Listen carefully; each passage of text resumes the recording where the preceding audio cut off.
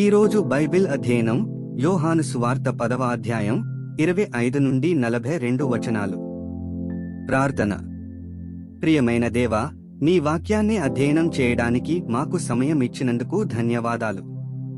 మేము మీ వాక్యాన్ని విన్నప్పుడు మా మనస్సులను పునరుద్ధరించండి మరియు మాకు అవగాహనను ఇవ్వండి. యేసు నామములో ఆమెన్. యోహాను సువార్త 10వ అధ్యాయం 25వ వచనం నుండి. అందుకు యేసు, మీతో చెప్పితినిగాని మీరు నమ్మరు. నేను నా తండ్రి నామమందు చేయుచున్న క్రియలు నన్ను గూర్చి సాక్ష్యమిచ్చుచున్నవి.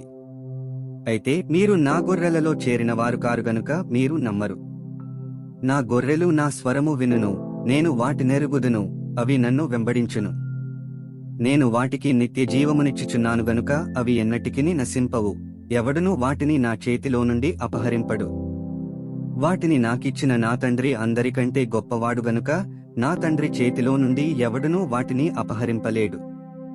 నేనును తండ్రియును ఏకమైనామని వారితో చెప్పెను.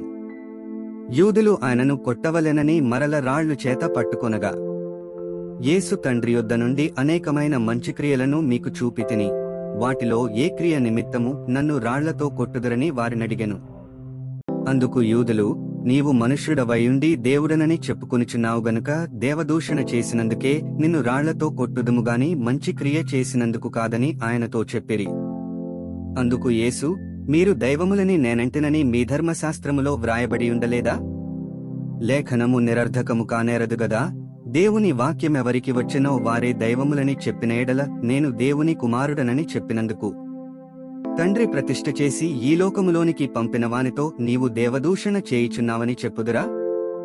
నేను నా తండ్రి క్రియలు చేయని ఎడల నన్ను నమ్మకుడి.